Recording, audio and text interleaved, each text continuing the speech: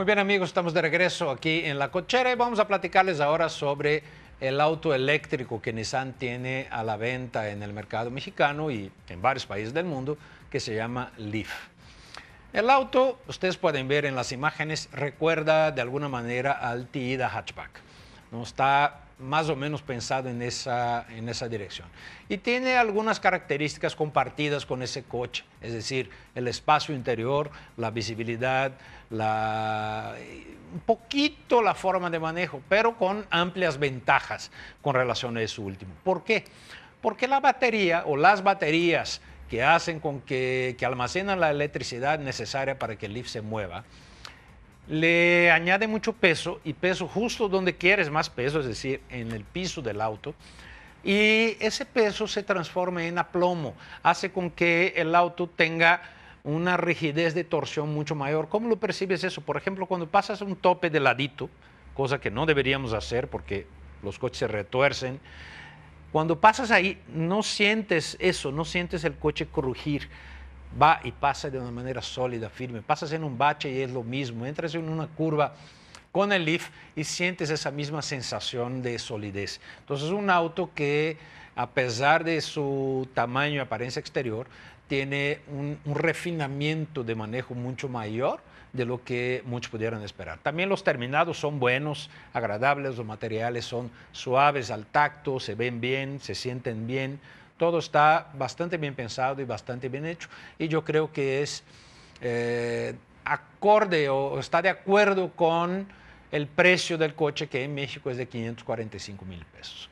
Dices, bueno, pues voy a pagar 545,000 pesos por un Tida. Pues es que no es exactamente un Tida, ¿no? Para empezar, obviamente, no usa un motor de gasolina, tiene el motor eléctrico nada más, con una caja de cambios con una sola velocidad hacia adelante y otra hacia atrás, como es normal, era de esperarse, y tienes un nivel de confort sensacional. Y ese confort viene en muchos aspectos, ¿no? El primero es la ausencia de vibración que tienes en los coches de diésel o de gasolina, ¿no? Esos siempre están vibrando un poquito porque el motor está girando muchas partes y eso produce algunas vibraciones en el auto.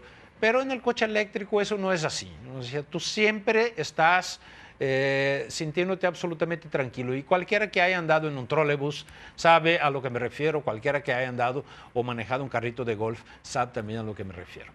El otro punto que añade mucho placer a la conducción del Leaf es el torque instantáneo.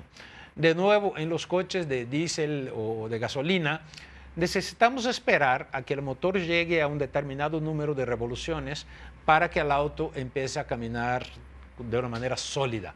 Entonces, tú ves en las fichas técnicas de los coches dos tipos de fuerza. Una es la potencia y casi siempre esa está exhibida de la siguiente manera. El coche tiene 150 caballos a 4.500 revoluciones, por decir un número.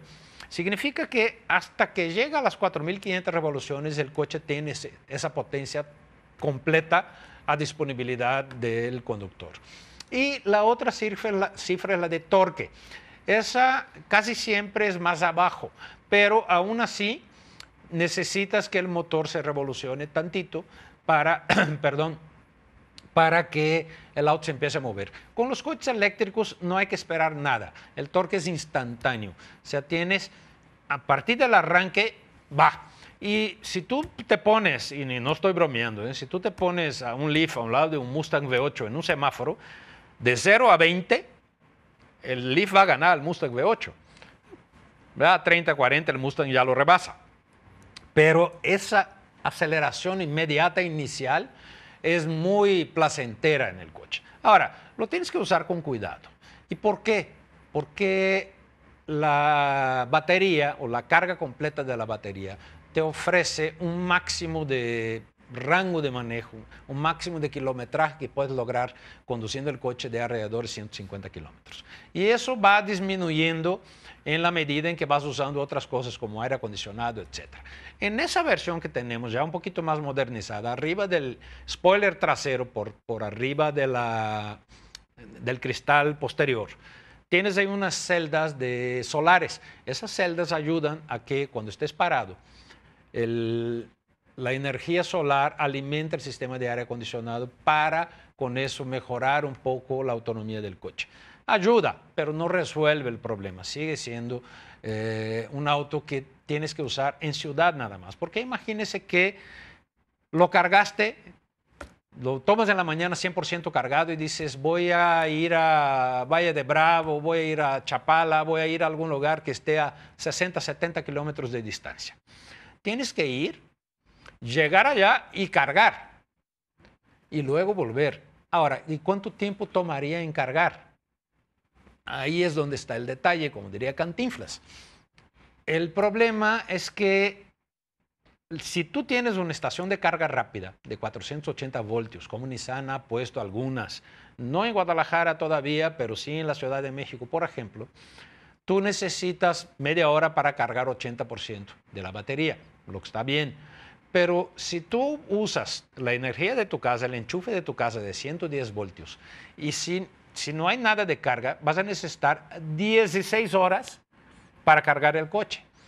Yo lo tomé en las pruebas que teníamos, llegué a la casa con 37% de la batería.